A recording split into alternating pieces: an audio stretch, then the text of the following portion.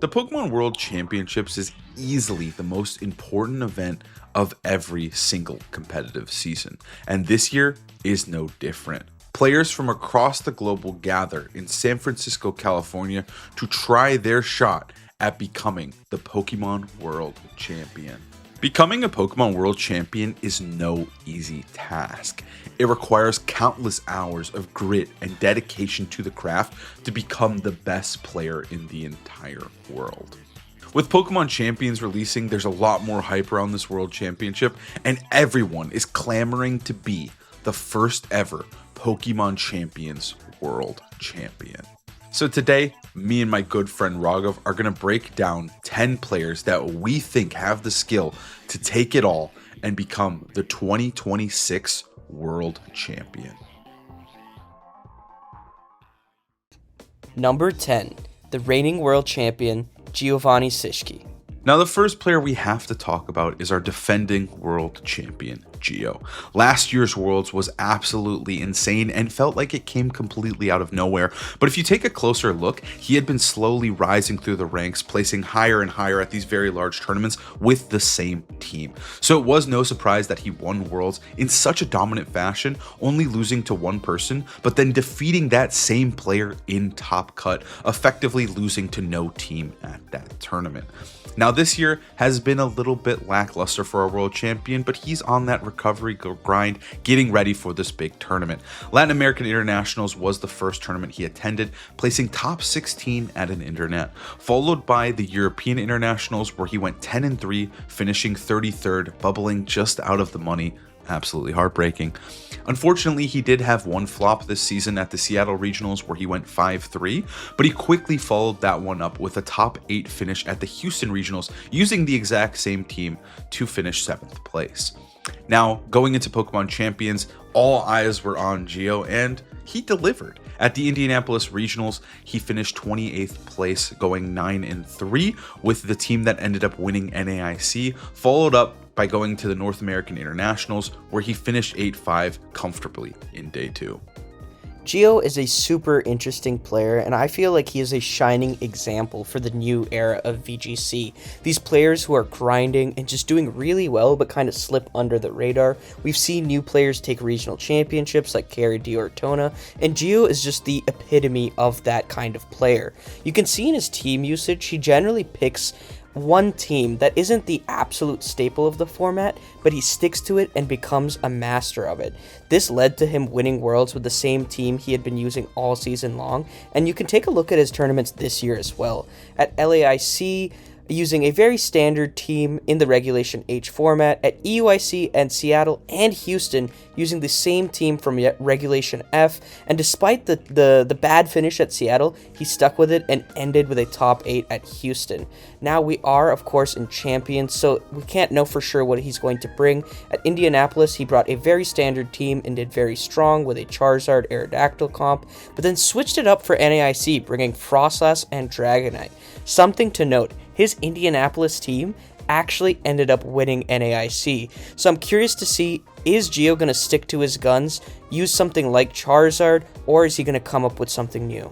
Regardless, Gio has been really active on the Champions ladder, remaining at the top season after season, and for that reason, I think he's got a real shot at taking it home again this year.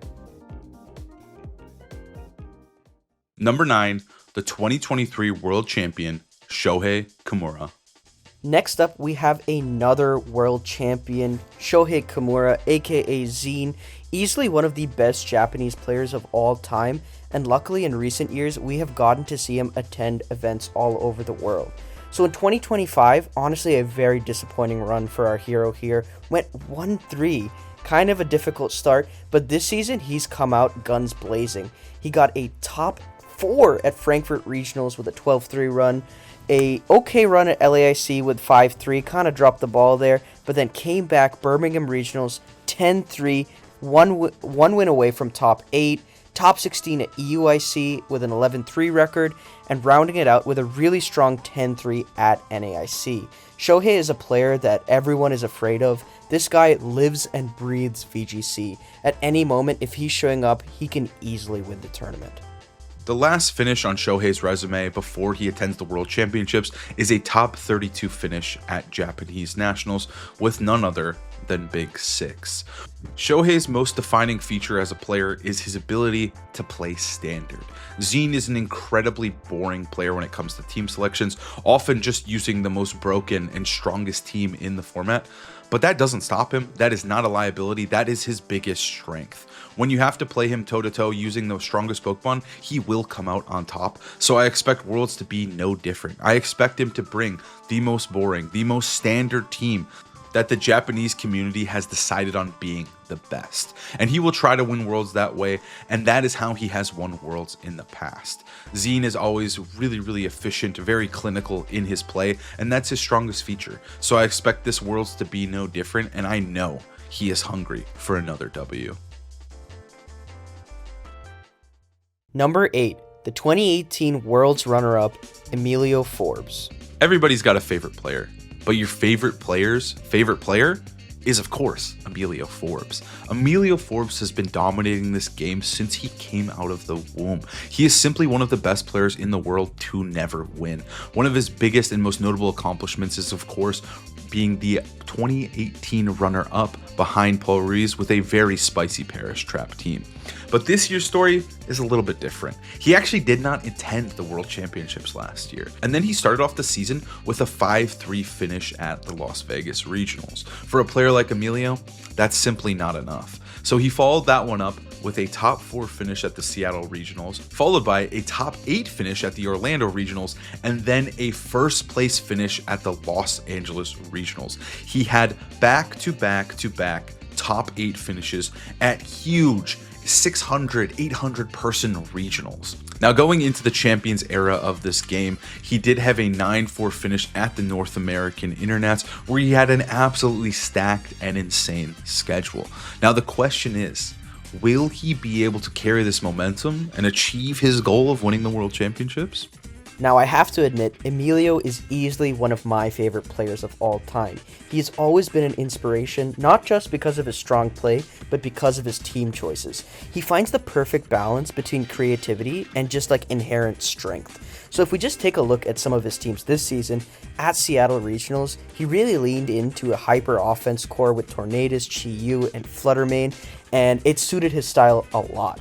At Orlando and Los Angeles, we had a new regulation, and he kind of kept that same vibe with a Miraidon Ice Rider team that was very different than what we've seen traditionally. Now, in the Champions era, he brought the most standard team in Big Six, but the reason why it's so standard and so good is because it has those hyper offense tools with a mix of balance and flexibility. I think for the World Championships, I would expect Emilio to just stick to something that he finds really strong, like that Big Six core, but with a few updates to give him an edge in either the mirror match or for opponents who aren't expecting any different. I think Emilio has a really good shot this year. He's just been so consistent, and I can tell he is hungry for that title. Number 7, 2025 Japanese national champion, Yuma Kinigawa. Kinugawa has been the most dominant Japanese player in recent years. At NAIC last year, he finished in the top 8, and right after he said that wasn't enough, he went to Japan Nationals and came out with a victory. At Worlds, he had a lackluster finish at 5-3, but following that, he came back with a vengeance. Las Vegas did pretty solid with a 9-3 finish and made minor adjustments going into LAIC, where he won the entire thing with an absolutely insane team. Now, in this season, he's been doing pretty solid. At Japan Nationals, I believe he fell just short of top 32, but then in the in-game champions ladder, he has been crushing it, and in the most recent season, I believe he finished 3rd. So Kinugawa is a player to watch out for. Personally, my favorite Japanese player is very scary and is always using something crazy. When it comes to teams, Yuma Kinigawa is one spicy meatball. He likes to reinvent the game and try to shape the team he is using to just completely break the format and the metagame. This was first seen at Japan Nats, where he was able to win, where he basically brought Smeargle back from the dead and made an insane Decorate Smeargle team that ended up dominating the meta after that tournament. And when it came to winning LAIC, he completely reinvented Typhlosion Tailwind by adding a Flamigo to his team that completely patched up all the matchup problems that he had at Las Vegas, and he was able to easily take the win at the Latin American International Championships. Now in Pokemon Champions, we haven't seen that much of him, but we did see at Japanese Nationals he ran Big 6, and then he did get top 3 on ladder with a Big 6 variant with Sneasler over Charizard. I expect for Worlds that Yuma is going to be cooking an absolutely insane dish with some really spicy picks. I do think there is a tendency of his to play into the standard, but with a slightly different take on it or a slightly different Pokemon, right? Even at the Worlds he didn't do super well at. He ran Terra Fighting Body Press Zamazenta, which is something that no one was necessarily prepared for. It didn't really serve him well and he didn't do well, but at the same time he is willing to take risks, and I think he's very, very hungry for that World Championship win that he's continuously chasing. Number 6. The Prince of Europe, Marco Heymonta Caladura Silva. The next player we have is, of course, Marco Fierro, and one of his best traits and one of his superpowers is that he goes to so many tournaments. It allows him to take those risks. It allows him to stay ahead of the meta and continue competing at the highest level. Worlds last year did not go his way, where he finished 3-3, but this year he came out of the gate swinging with a first place finish at the Lily Regionals, followed up by another crazy finish at LAIC, where he did go 9-3, getting top 16 in that tournament, getting a little extra money. He followed that one up with a top 8 finish at the Birmingham Regionals, where he went 12-2.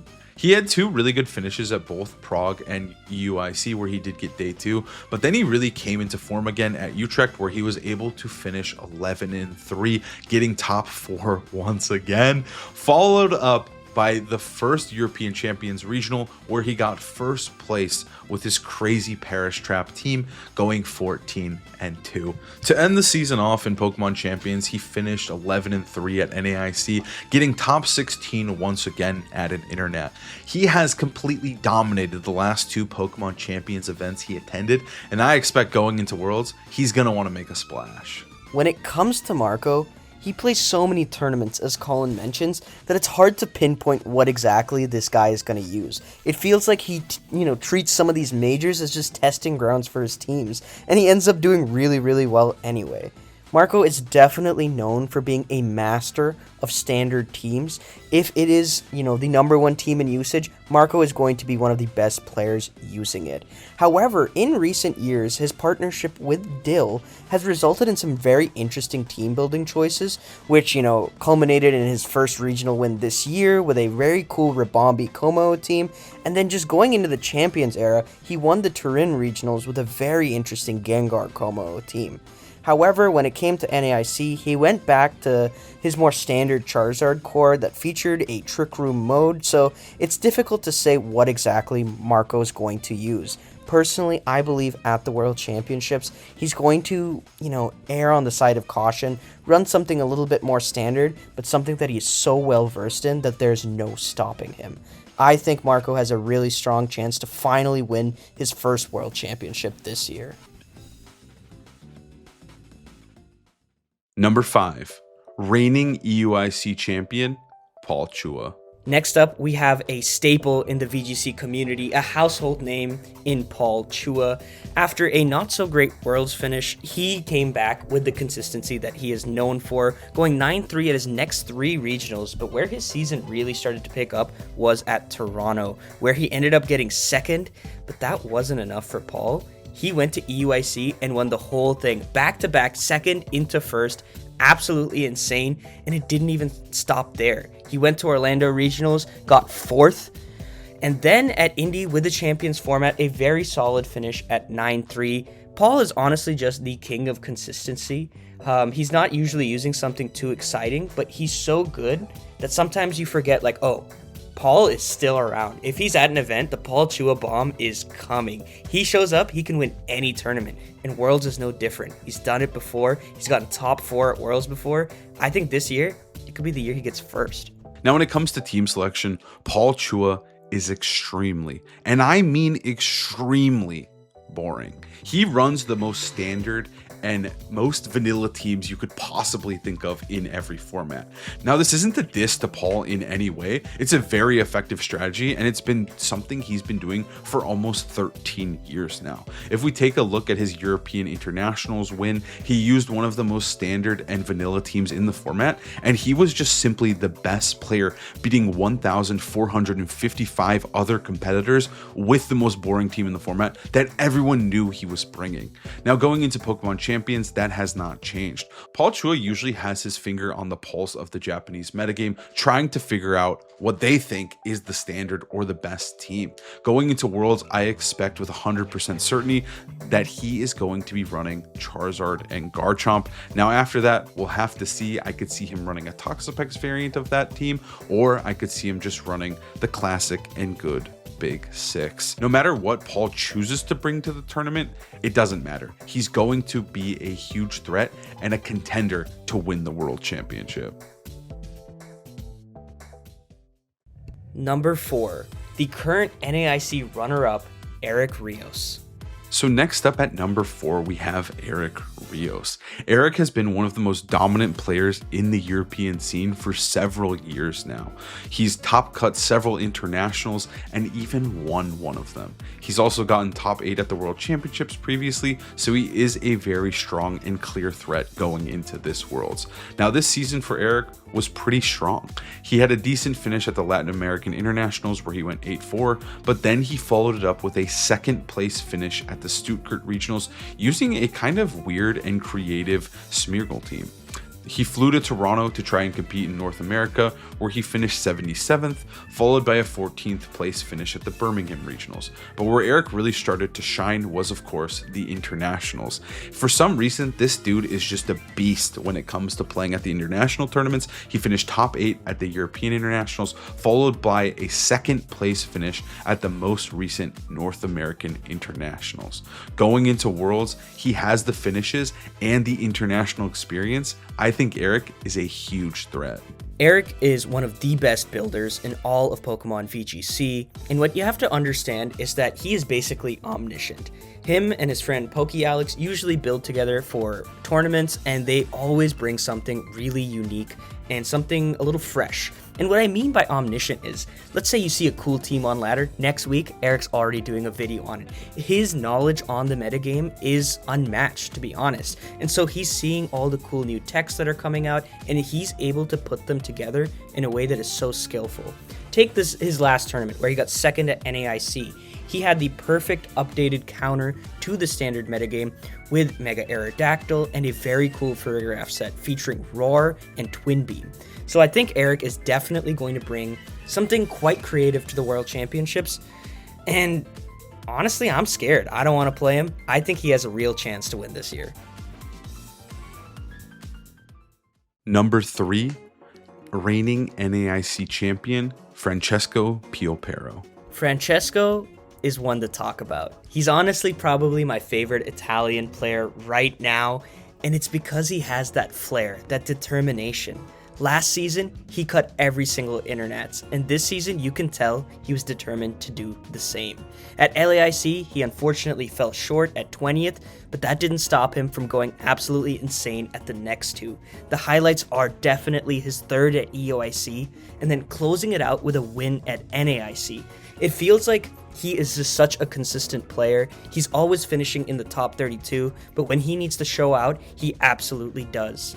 I think Francesco is going to try extremely hard for this World Championship, and he is poised to do really strong. The only reason he isn't higher is because winning NAIC is a curse, and nobody ever wins Worlds after NAIC, but he could be the first. When it comes to teams, Francesco runs a lot of really, really weird and particular stuff that suits him well as a player. If we look at EUIC, he basically reinvented the Ting Lu Gouging Fire team with a bunch of new partners, and this meta call led him to that third place finish. Now, moving into the Pokemon Champions era, he was convinced that this one Charizard Sylveon team was the best team in the format. He even released an article detailing all of his spreads and game plans, but that didn't stop him. He got the bag, and he also finished 11th place at the special event in the first ever European Champions Tournament, and he swung that momentum into New Orleans with the same exact team where he was able to finish first. Now, going into Worlds, it's going to be very interesting to see where he will go team-wise. I think that he does tend to prefer something a little bit particular and something of his own. So I do expect him to find a team that he likes, maybe with some off-meta picks that he's going to practice relentlessly, because he really wants this trophy.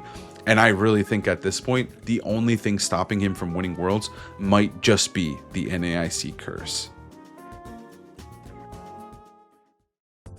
Number 2, the 2019 Senior World Champion, Ko Tsukide. As of right now, I would say Ko is my favorite player in the entire game. Let's start with last year's Worlds, where he finished in the top 8, piloting the Ursaluna Lunala team to perfection. Now, going into this season, obviously he does live in Japan, but he did fly out internationally for several tournaments. The first tournament he flew out to was the European Internationals, where he was able to top cut the tournament once again with his signature Ursaluna, unfortunately losing in top 16. He did fly out for the Seattle Regionals, where he did get 31st place, which wasn't, the Ko standard. He did follow that up though with a tournament back home in Japan, where he finished top 8 at Japan Nationals, which is no easy feat. He flies back to North America to finish 5th place, losing in top 8 to the 2015 world champion Shade Vieira. Ko is so hungry. He's still so young into his Masters career. He's already a senior world champion, and he wants this Masters win more than anyone else. I expect great things from Ko coming into the World Championship. I should also mention that 2 weeks before the World Championships, Ko won a giant offline grassroots Japanese tournament with some of the best Japanese players in the world. So if Ko's stocks weren't already sky high, now they're going to the moon. Team building wise, Ko is our gospel. Okay, him and fellow Japanese player Yubislo are always on Colin and I's radar because they always got the sauce. Now, Ko, he did really well at NAIC with the standard Big 6 team, but he's also been known to practice with Toxapex Charizard, and in the most recent Champions season, finished 3rd with Aerodactyl Garchomp, basically a spin on the team that got 2nd place at NAIC. I think Ko's strength is really running either the most standard team or the 2nd most standard team, like the most standard team from 2 weeks ago, but putting a little bit of flair that's pushing it forward. Some extra techs that you're not ready for. For example, last year's World Championship, he did really well by just putting Life Orb Miraidon on the standard Lunala Miraidon team, and this year I could see him doing something very similar, where he brings Big 6 or just any strong Charizard team and adds a little bit of flair that people aren't ready for. I think Ko is easily one of the most scariest players in the world, and personally, I would love to see him lift that trophy this year. Number 1, your 2016 world champion, Wolf Glick! Number 1, you thought we were gonna forget the GOAT? Wolf Glick is absolutely our number 1 pick to win the World Championships this year, and let me tell you why. After Worlds last year, not as good of a finish as Wolf would like. We know he holds himself to a very high standard. He came out ready this season at Milwaukee, getting a 6th place finish. Now, I don't even want to say that he was trying his hardest, because after Milwaukee, he took a much needed break, and, VGC fans everywhere were sad. Our GOAT was gone, but he needed that time to re-energize. Now, he came back to defend his title at EUIC and actually secure that World Championship invite with barely half a season, I want to say. He had a strong finish at EUIC, going 10-3, and followed it up with a strong 9-3 finish at the Houston Regionals. But this is where it starts to heat up. With the Champions format being announced, the game coming out, he came out with some heat. Now, Colin's going to talk more about the teams, but Indianapolis showed up absolutely insane, getting a 2nd place finish, and followed it up at NAIC with a 3rd place finish. I think Wolf, and this is crazy to say because we say it every year, he might be at his strongest right now. He's in his team building bag. He's in his insane play level bag. I think Wolf really has a chance to actually go and get that 2nd World Championship title 10 years on the dot after his first win. Now, when it comes to Wolf and his team building, it definitely shifts from era to era. We've seen Wolf approach it very creatively, trying to find the secret hidden sauce so that he can overcome everyone else and just win with his superior team building. We've also seen him tend to shift into a more standard approach where he's just simply trying to use the best Pokemon and become the best player. But I think currently, right now, we're seeing him in a true creative phase. We saw at the Indianapolis Regionals that he got second place with Mega Steelix. The Mega Steelix was an insane metal call, and after the tournament, it was just complete garbage. But for that specific moment in the metagame, it was perfection. He also reinvented Dragon Dance Tyranitar, pushing it further into the meta, and after that tournament, it did really shine. And then at North American Internationals, he showed up out of nowhere with Toxapex. Now, Toxapex is a Pokemon that I don't think we've ever seen do well in doubles VGC, but Wolf found the perfect niche and the perfect slot in the metagame to make it truly shine. Going into Worlds, I expect the same thing. I expect pure, unfiltered creativity. I'm sure he's looking through every single Pokemon, trying to find that hidden gem that can push the metagame forward or just completely break it wide open, giving him even a larger edge over his competition. His play is incredible. His teams are super creative and just completely off the wall. I think this is a perfect storm of momentum leading into the 10-year anniversary of his first Worlds win. If there's a player who wants to win Worlds more than Wolf, I don't think they exist. He is the one. He wants to win this tournament more than everyone else, and I think we are going to see it in his result at the World Championships. It's just a question of whether he can overcome all the odds and win his second World Championship.